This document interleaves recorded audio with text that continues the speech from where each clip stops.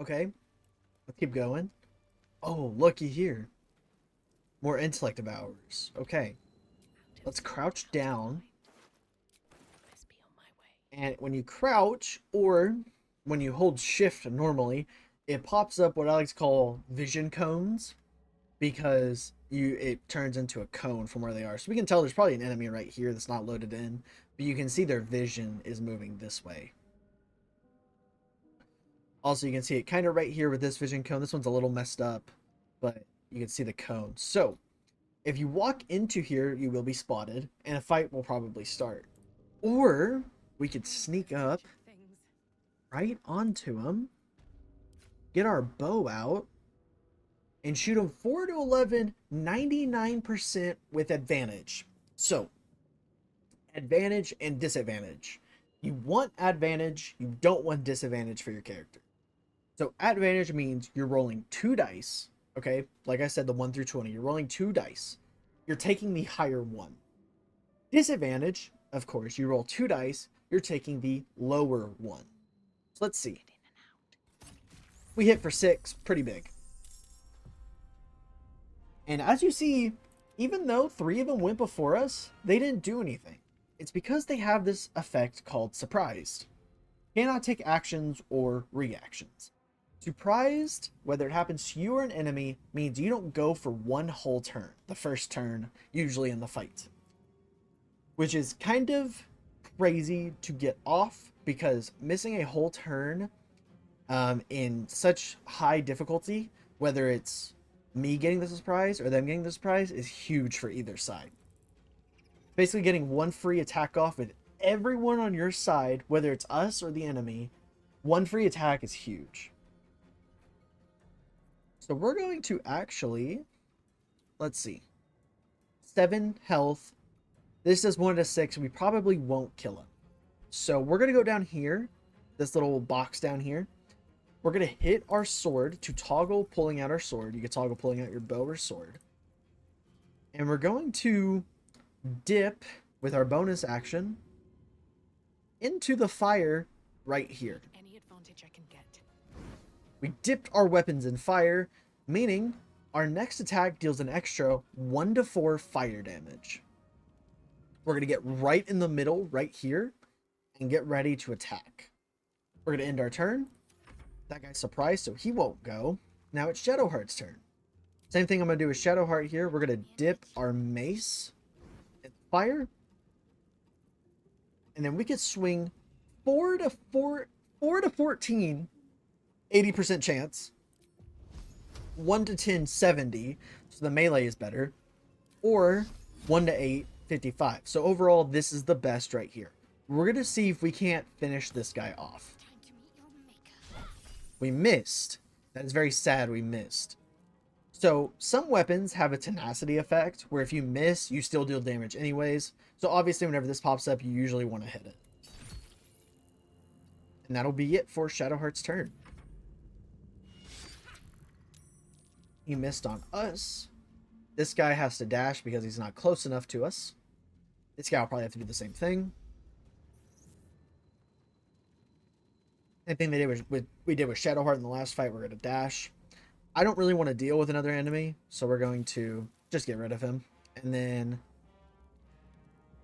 we're going to go for an offhand attack, 2 to 10, on this 6 health. We have a decent chance at finishing him off. Let's go for it. And we get it exactly with 6. Then we can turn around. This does 6 to 14. Even though 14 is the cap, if we hit a critical hit, it can be more. So let's see what we get. 11's not bad. That's not bad at all. And then instead of just ending our turn, we still have 30 feet of movement with our main character. We can't run away because of provokes opportunity attack. So instead, we're going to go over here. We're going to click Shadowheart because us and Shadowheart are going at the same time. We're going to let Shadowheart get an attack off. That guy is now finished off. And we can move our character without producing an opportunity attack. Now we've done all of our movement, our action, and bonus action, so we can end. Now we're going to actually have Shadowheart hop all the way up here with us. And then there we go. We used our turn to the full potential, and we're going to end our turn. Big miss on Shadowheart. Big miss on Shadowheart. At that angle, it was pretty hard for the Intellect Devourers to hit us. We want him to hit Shadowheart because if you look, Shadowheart has a armor class of 17. The higher your armor class, the harder it is to hit. We have a 14. Meaning, if Shadowheart, we need Shadowheart in the front to tank. That's exactly what she did. She tanked those fights for us. Now, we're going to aim our bow. And let's see, 4 to 11, 95% chance to hit. We're going to go for the lower health one. We're going to see if us and Shadowheart cannot finish this one off. 10, pretty big. Let's see what she can do. Notice how we're not ending our turn yet because we still have a bonus action and all of our movement. So Shadowheart, 1 to 10, 80% chance. 1 to 8, 55. Or we could sacrifice us going down there to do a little bit more damage. But I think of what we're not going to do that yet. We're going to do the fire bolts on this 2 health person. 1 to 10, 80% chance to hit. High chance to hit. It hits for 9. Now, based on this guy's positioning, he's kind of in an awkward spot for him to hit us. So we're going to make it a little bit even more awkward. Take control of our character and run all the way over here. Take control of Shadowheart and get in front of our character so it's even harder to hit us. He has to go out of his way with his movement to hit us. Still breathing, despite everything. So he's going to chase us. Oh, that was interesting.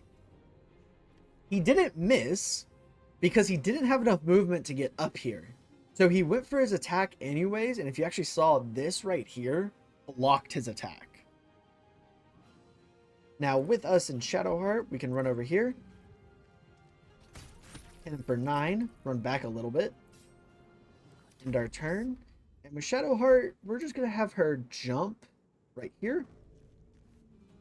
And get her to hit for 3 to 10. She's going to roll a perfect 10 to kill him because he had 10 health. That was very good. Okay, I know those fights were slow, but I went through them super slowly in case you're playing along for the first time with me. So that, you did pretty well if you were able to make it through those 2 fights. And these fights may look a little different for me compared to you. They may be easier or less people. That's just because the mods I have on, they add more people for me. Bag of Overwhelmed Chaos. We're going to send that to camp. You're going to right click and send that to camp. This is for stuff you don't want to carry, but you just have on you. So I'll show you where they go if you send them to camp, but we're going to send them to camp. We're going to take the Unusual Diamond, the Spike Bulb, and the Void Bulb. What's in the chest? Asterium Imprium. We're going to take that, and a Simple Toxin. Good.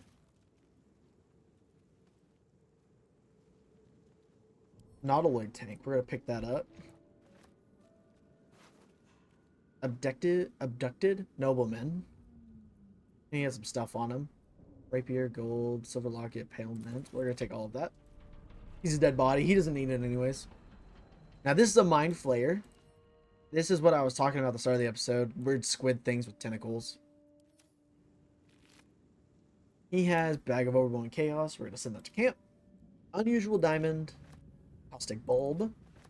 Void Bulb. Potion of Speed. And Gloves of the Balanced Hands. So we're going to take a look at those gloves we just got by pushing tab, going over here to, and it actually has 2 weapon fighting. The same fighting passive we looked at earlier. Let's equip that because we're using 2 weapons. Shadowheart isn't, so she can have her old gloves of missile snaring. Like so. So this allows us to get full attack with our offhand. If you actually see, our offhand now does 4 to 9. If we take it off, 1 to 6. Back on, 4 to 9. Shadowheart, whenever she gets hit by a bow or something of the sort, it'll do 1 to 10 less damage plus her dexterity modifier. Dexterity modifier, if you push tab and go over to character sheet, you'll actually see everyone's stats. If you hover over it, our dexterity modifier is a +3. It says 17 right here, but it's a +3 to dexterity checks, which is also known as our modifier being a +3. Shadowheart has a modifier +2, so she has a chance to be between 3 and 12 less damage when hit by a bow. That's pretty large, especially early on where bows do 5 to 10 damage. Having a bow that or gloves that reduce it by 3 to 12 to potentially take 0 is huge. Keep looting these. Another thieves tool or a lockpick. Some gloves. Okay, I'll show you guys how to lockpick now. So, on a wooden trunk or a chest or a door, there will be this little lockpick icon, as you can see on the box right here. We're going to right click and we're going to lockpick. You guys remember the dice rolls from the first episode? That's basically it. So, as you can see, we have, it is a difficulty class 5, sleight of hand dexterity check. We just need to roll a 5 at least. But if you actually look at what we're using one of our 2 thieves tools, our +3 to dex, the modifier I just went over, and we do have a sleight of hand proficiency, which we got when we were making our character. Now, clerics and some classes have access to a spell called guidance. Guidance as 1 to 4, potentially increasing our dice rolls. So we're going to add it for free. It doesn't cost a spell slot or anything. It's free. For a bonus of 6 to 9. As you can see, our difficulty class is 5. Meaning the only reason we fail this is how? We roll a 1. If you said there's no way to fail it, you can always fail something. We roll 1 through 20. 1 always fails. 20 always succeeds. Let's roll it. We rolled an 11. It's going to add the 3. It's going to add the 2. And the 1 through 4, it was a 3. We unlocked the chest. It says use thief tool. Fun fact, it actually doesn't. We still have 2. It only uses it upon a failed lock. The tool breaks on a unsuccessful attempt. Otherwise, it'll work fine. Let's open it up to see gold and a leather helmet. We're going to let's actually see. This helmet has a +1 to dexterity saving throws. Okay. So our helmet, it does something with dexterity saving throws and our weapon and a bunch of other stuff. So instead of doing all of that, we're just going to get rid of Shadowheart's circlet and give it to Shadowheart. Oh, Shadowheart looks a lot worse with that helmet on her head, right? So we're going to go up here to this, from show helmet to hide during dialogues to hide all the time. She will still have the benefit of having this +1, but it is now hidden, where it's just her face now. Same thing with us. If you actually see, this is what we normally look like. I think I went over this in the last episode, which this is cool looking, I won't lie. But if you hit it once, twice, it gets rid of it. That's what we're going to stick with for now. Now, like I said earlier, I imagine I'm just going to be playing, and then I'm going to edit the session down to how many episodes I want it to be. So this could be episode 3 by now. It could be episode 3 for the past 10 minutes. It could be episode 3 starting now. I don't know. So that's what I'm saying. If it ends randomly, episode 2 could have randomly ended after that last fight, for all I know. It is up to me when I'm editing. So we're going to keep going along this trail. If you actually see, we don't know where we're at now. The thing next to our compass is gone up here. Oh, this guy over here needs some help. Astarian, level 1 high elf. I mean, he looks like a normal dude. Let's go see if he needs anything. Hey, man. Hurry. I've got one of those brain things cornered. There, in the grass. You can kill it, can't you? Like you killed the others? Talking about one of those intellect devourers. Easily stand back. We're gonna help this guy out. There. Can you see it?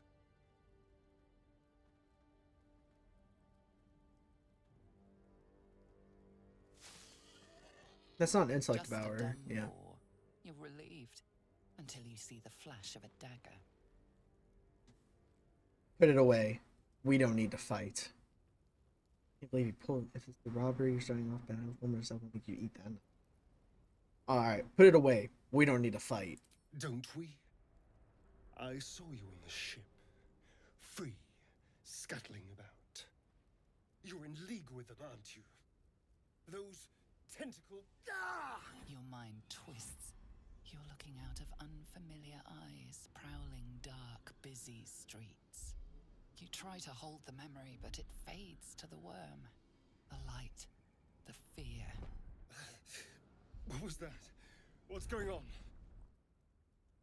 Mind Flayer Worm connected us. So he has one too. Alright, it's the Mind Flayer Worm. It connected us. The worm. Of course. That explains things somewhat.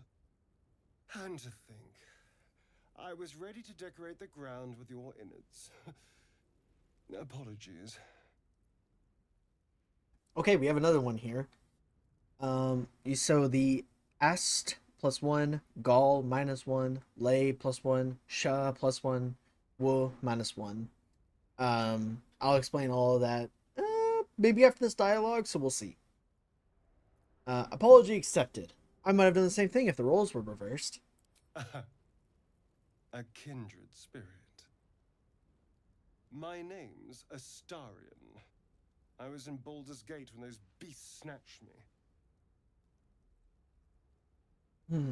Alright, let's tell them our name and our story.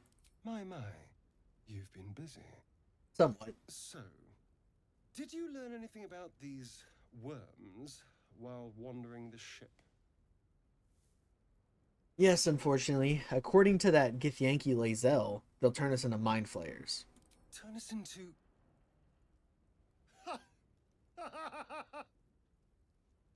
Of course it'll turn me into a monster. What else did I expect?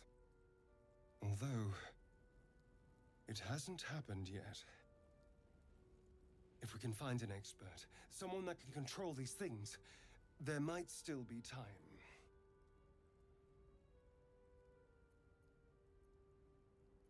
Control it? We need to get rid of it. Well, yes, of course. But first things first. You should travel with me. Our odds are better together. You know, I was ready to go this alone. But maybe sticking with the herd isn't such a bad idea. And anyone that can crash a mind flayer ship and walk away seems like a good person to know. All right. I accept. Lead on. So Astarion joins our party. As you can see, we have us, Malice, Shadowheart the Cleric, and Astarion, that's his name, right? Astarion is a high elf, but his class is a rogue. He is a rogue. So, let's see. Rogues are very similar to us when Dex needs to be their highest. So let's go ahead. Hit this. You can actually increase the rolls and decrease the rows like this. I like to have it on 4 just to have everything.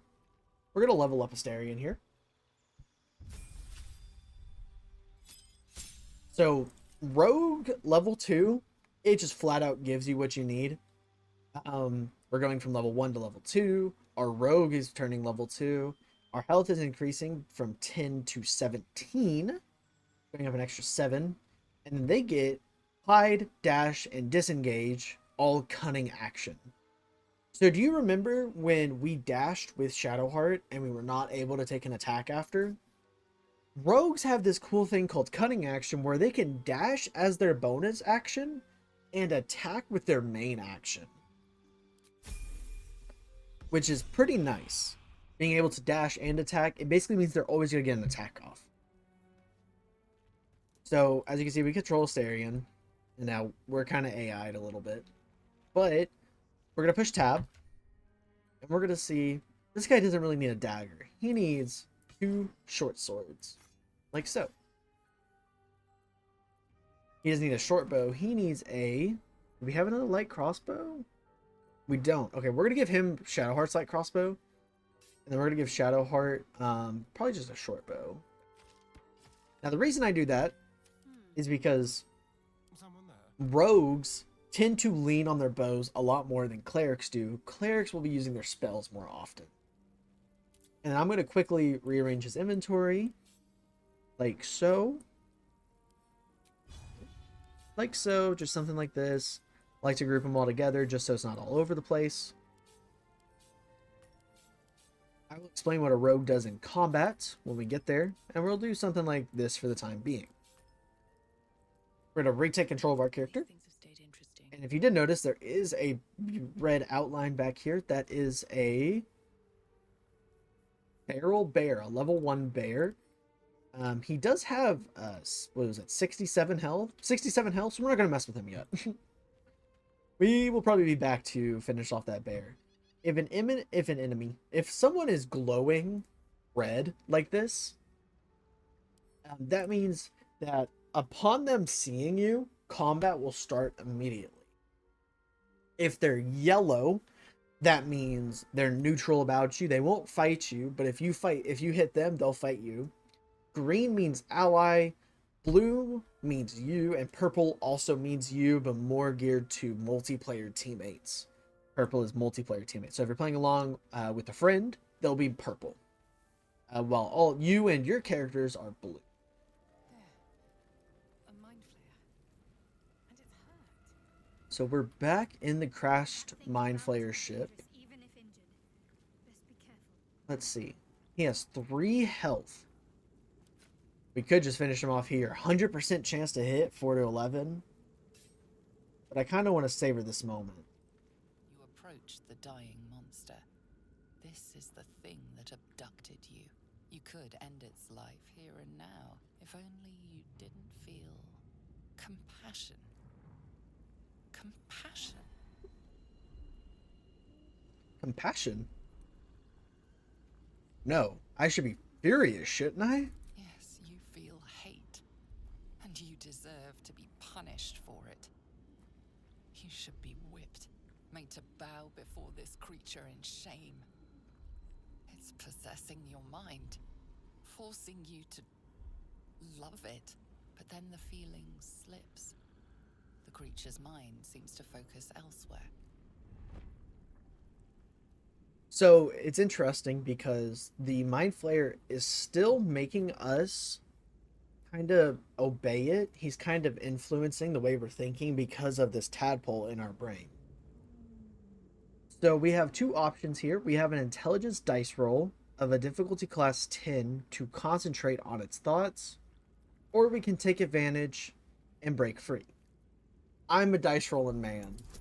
So we're going to dice roll intelligence difficulty class 10. We have a -1, but we are going to use Shadowheart's guidance to give us at least a +1, meaning we're going to have a 0 through 3 bonus. So let's see. We rolled a 1. That is the dice I'm using. That makes 1 a spider. So we rolled a 1 for a critical failure. You see how it didn't take away 1 or add 1 to 4 off the guidance? It's because a 1 is always a fail. Let's continue and see what happens. You try to break through, but its mind is impenetrable. With a last surge of defiance, it slaps your efforts away. The monster lies exhausted, defeated. Its eyes, wet orange pearls, radiate malice. Oh, hey, we're Malice. Anyways, let's close those eyes forever. Stomp. Stomp his head into the ground. Let's loot him. Bag of Overwhelming Chaos and camp, we'll get to it later. He had that same blue rock we saw earlier. The same diamond with the clones, a void bulb, and a skull. So, I'm going to save the game right now. Like, I believe. Like so. Reason is because going forward, I will be saving just sometimes here and there. So if you ever see me saving, just ignore it. Mostly because with how many mods I have on, it's roughly 130, I think. Roughly 130. Things are bound to crash. So I will save frequently, and if the game ever crashes, I will do some editing and make sure you guys don't have to sit through stuff like that. Another dead mind flayer. He has a potion of healing. Void Bulb, the Diamond, and the Bag of Chaos. What's this way? Oh, okay, this is where we finished off those brains with Shadowheart. So we're going in a little bit of a loop. We're going to go this way.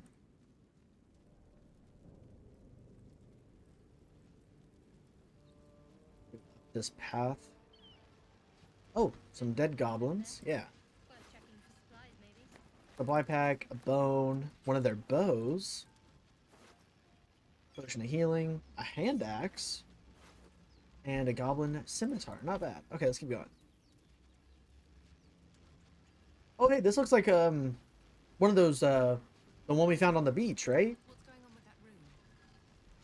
Looks unstable. It does look a little bit different. Let's see. You approach the sigil on the stone. Magic glitters and swirls from it erratically, as if malfunctioning. It looks slightly dangerous. Okay, let's touch the sigil. What's the worst that could happen? We lose an arm, we die.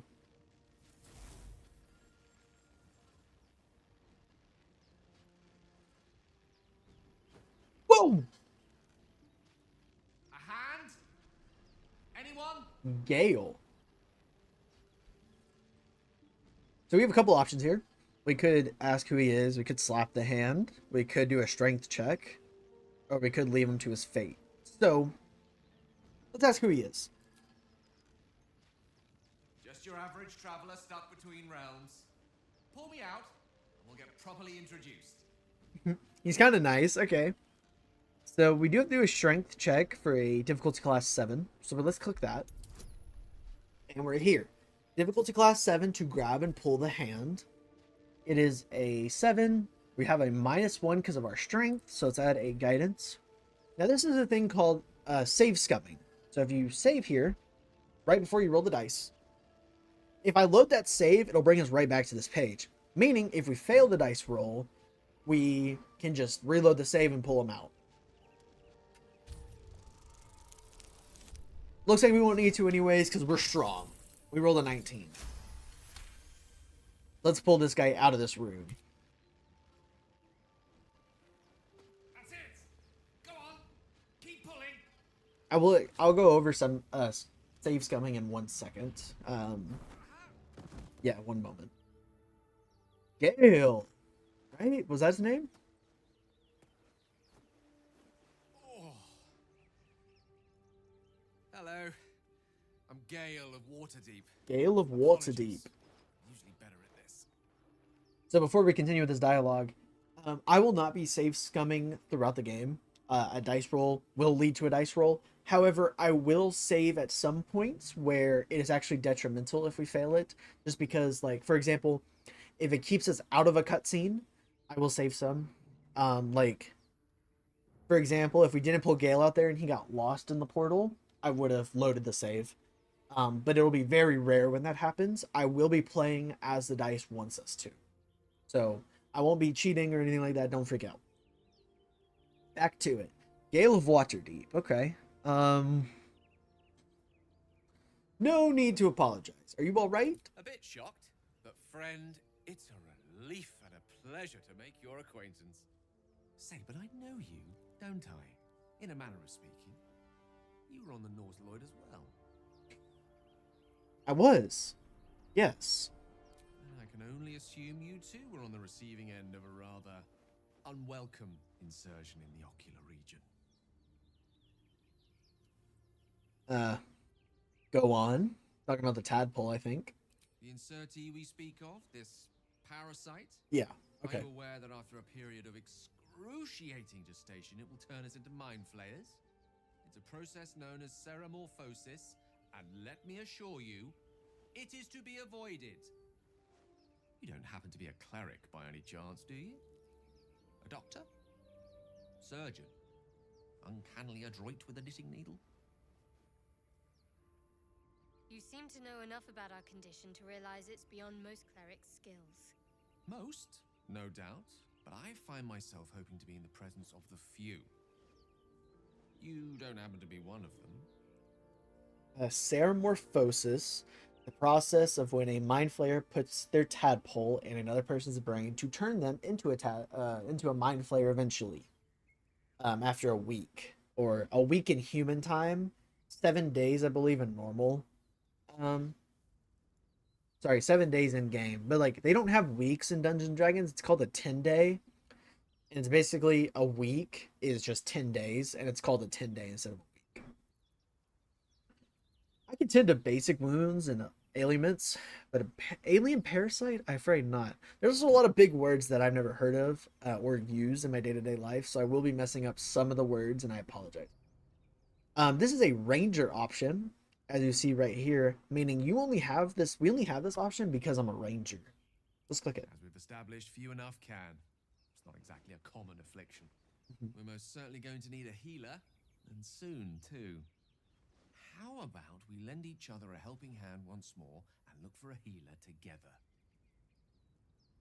Okay, sounds like a plan. You're welcome to join me. Most excellent. Parasite shared is a parasite halved, or something to that effect. Oh, but before you think you're about to embark on a journey with most ill-mannered a man, thank you for pulling me out of that stone. He's kind of It's nice. foresighted kindness, I assure you. For I have the feeling ample opportunities will present themselves for me to return the favor. He's nice. Okay, so let's see. Gale. He's a human. So we have a drow, half elf, elf, and a human who is a wizard. Okay, let's go ahead and level him up.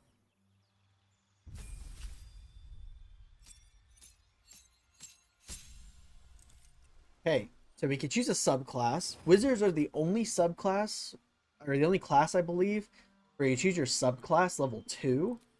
I do believe that wizards, that most classes get their subclass at level 3. Some at level 1. Wizards are the only one that get them at level 2. We can choose a subclass. Our hit points go from 8 to 14. We gain a level 1 spell slot. We can learn evocation spells from scrolls and cost half as much, becoming 25 gold per spell level. Interesting. Sculpt spells create pockets of safety with your evocation spells, allowing allies to automatically succeed their saving throws against these spells, taking no damage from them. Okay, so Gale can use spells on us, and we take no damage from them. That's pretty cool. And he gains 2 spells. So next page. This one right here, Spellblade, is a modded class. We're gonna stay away from that. But these 9 right here are vanilla. So a couple of the ones to note is necromancy, being able to raise people from the dead. Evocation is straight damage. And then blade singing is the new one from patch 8. Those are just a few ones to note. I don't know much about the other ones, but we're gonna keep Gale as an evocation wizard as he is right now. And this does look like a really long spell list. And I'm just gonna say it. There is a lot of spells in here. Some useful. They all have their use. Some are not. But these do cost a spell slot. So we're going to actually not look through all of them because once again that'll take too long. I'm just gonna pick the ones that I would choose. Now, Gale, I have decided upon going into this Let's Play, Gale is going to be an ice wizard. So he's just going to do ice damage. So there are 3 ice spells here to note. First one is here's Ice Knife. 3 to 22 damage.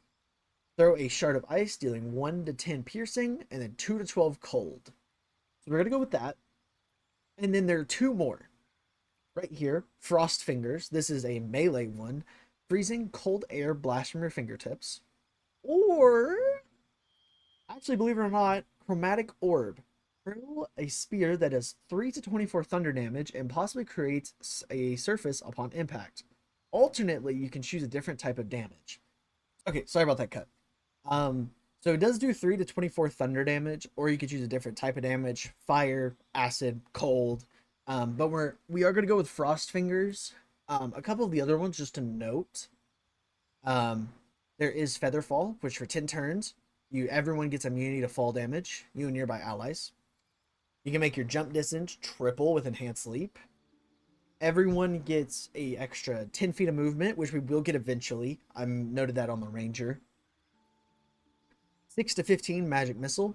The thing is about this is 6 to 15, not the greatest, but they never miss. They always hit their target, they never miss. Ray of Sickness, 2 to 16 damage. If this crits, it is the strongest level 2 class level over here, level 2 in the entire game. It is the only one that can actually one-shot anyone at level 2.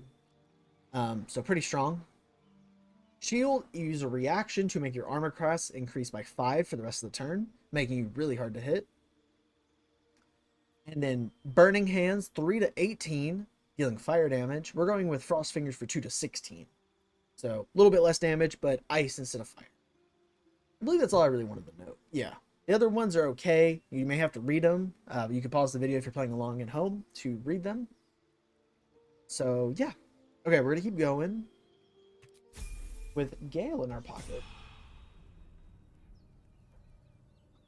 All right, so once again, we are actually going to customize. We're going to go give Gale a bow.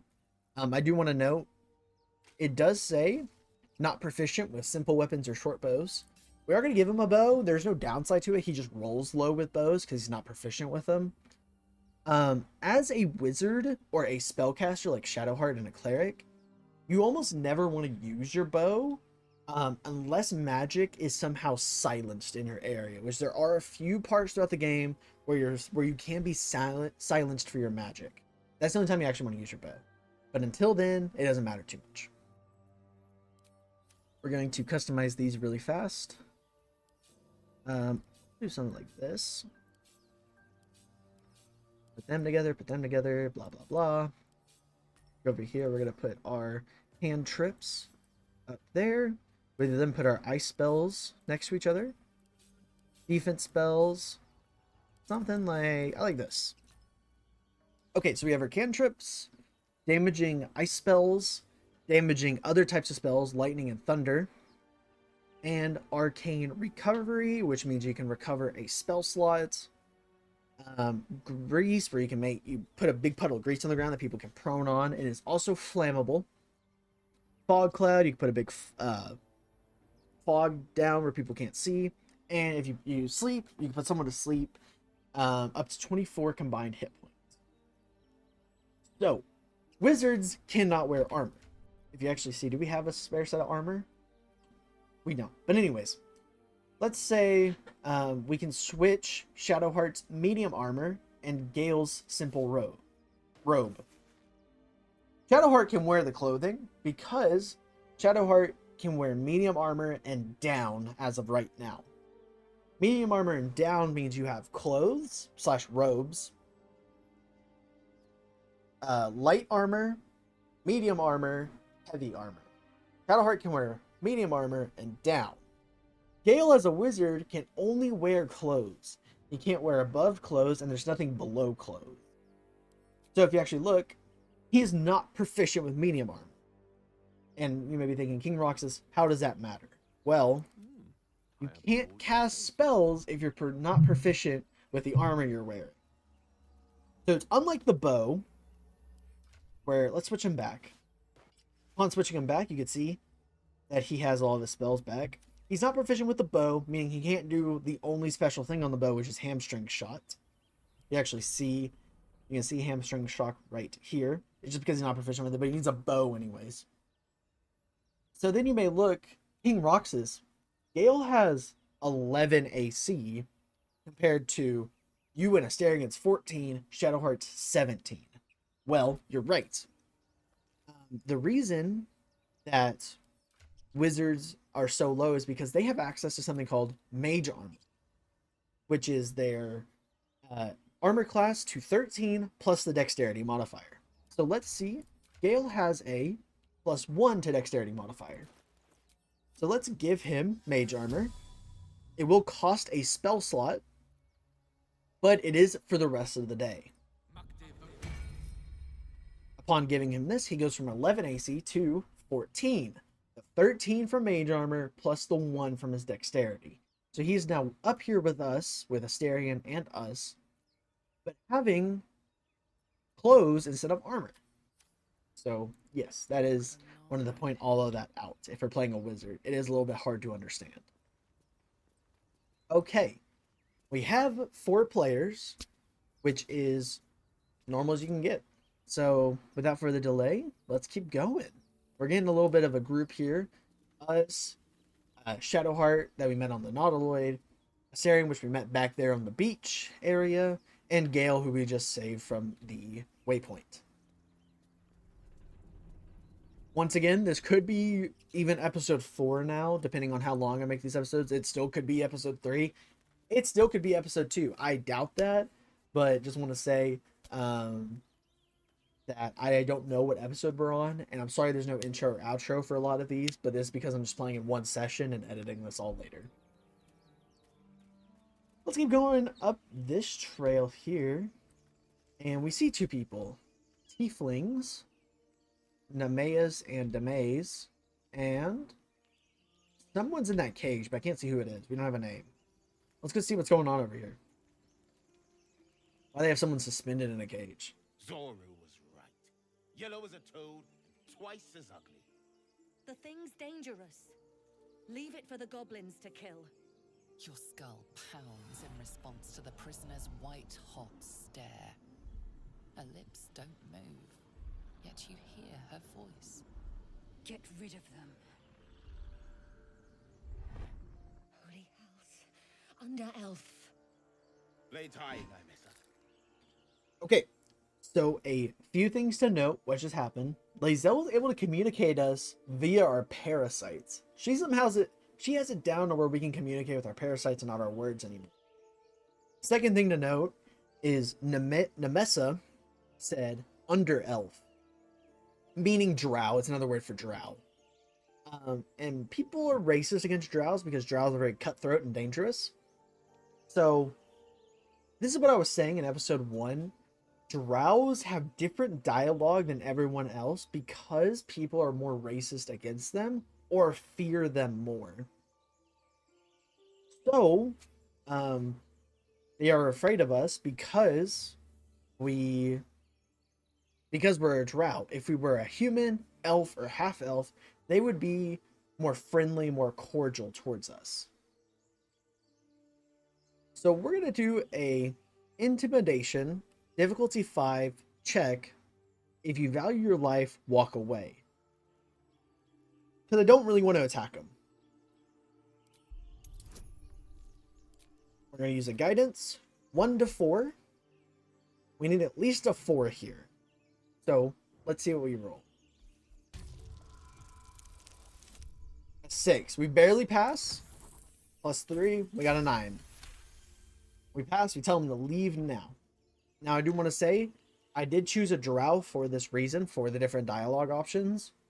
Also, I chose a woman drow because female drows are one of the most feared creatures in D&D that is a humanoid. Male drows are supposed to be subordinate to female drows. That's why I chose a female drow. And that will pop up a few times throughout the game between the difference between a female drow and a male drow. Which is just crazy to think about that this game has its own dialogue options for a drow of the one of the 11 races, but then it goes a step further and has it for a female drow. Demaze. Come, Nymessa. Now. Enough gawking. Get me down. Got there out of earshot, sure. Say please. Never.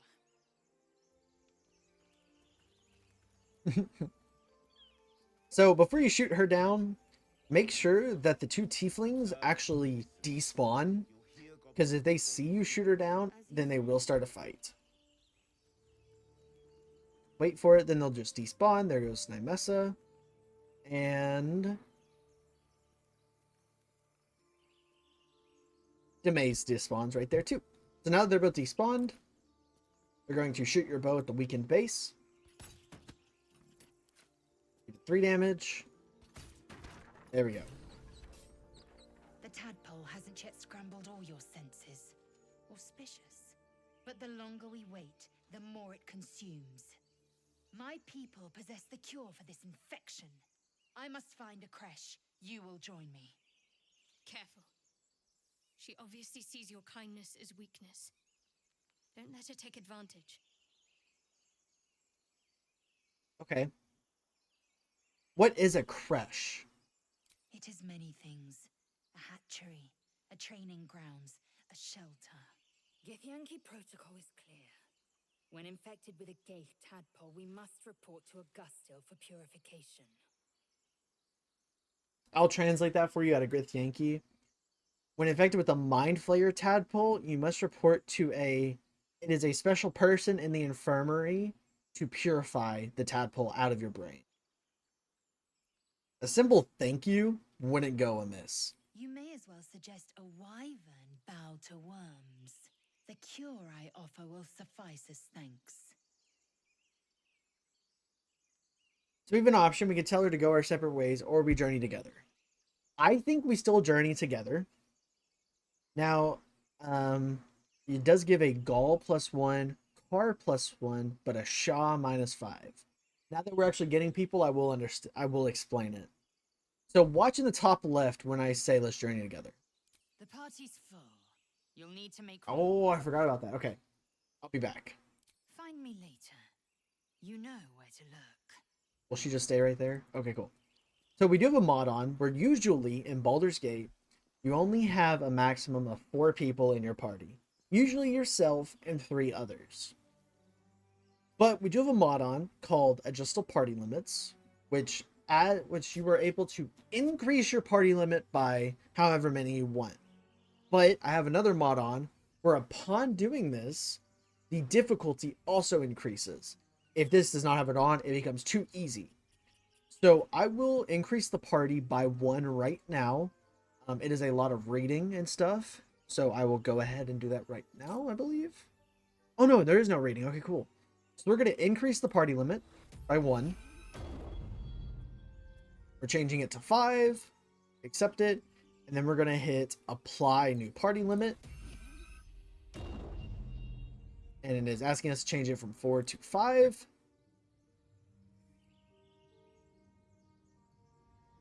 And party limit hasn't changed to 5.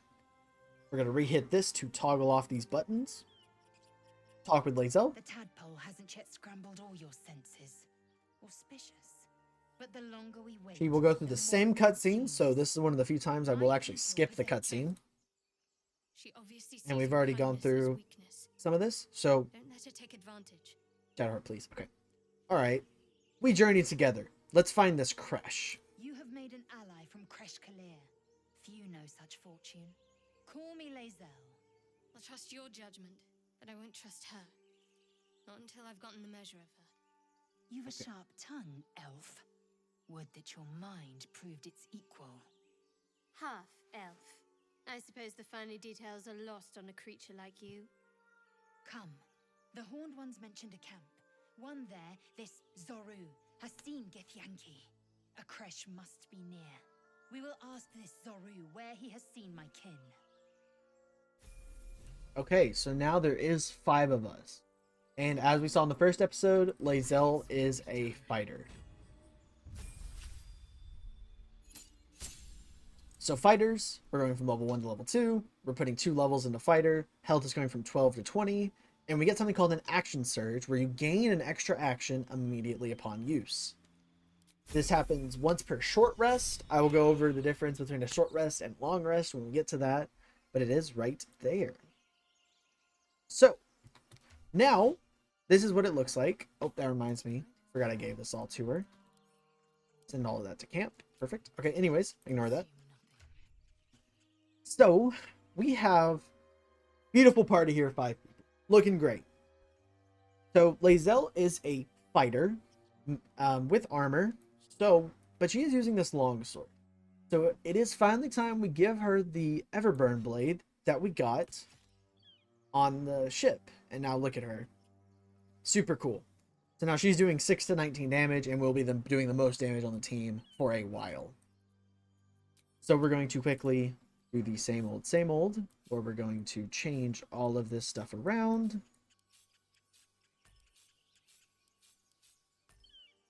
something like this will work for the time being. Not a big deal. We're then going to put our 2 cantrips up here. Githyanki Psionic, Mage Hand, which I might use, I might not. It's not super useful.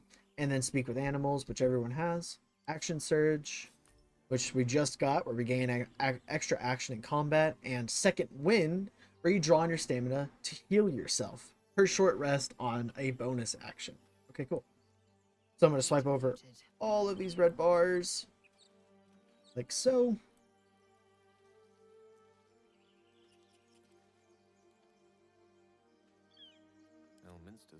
We're going to do the same thing with Gale. It is important you do this if you're playing on the Better Hotbar 2 mod, which I love.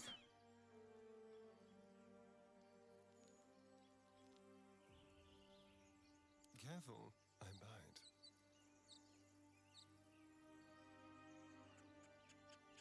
Swipe them all over.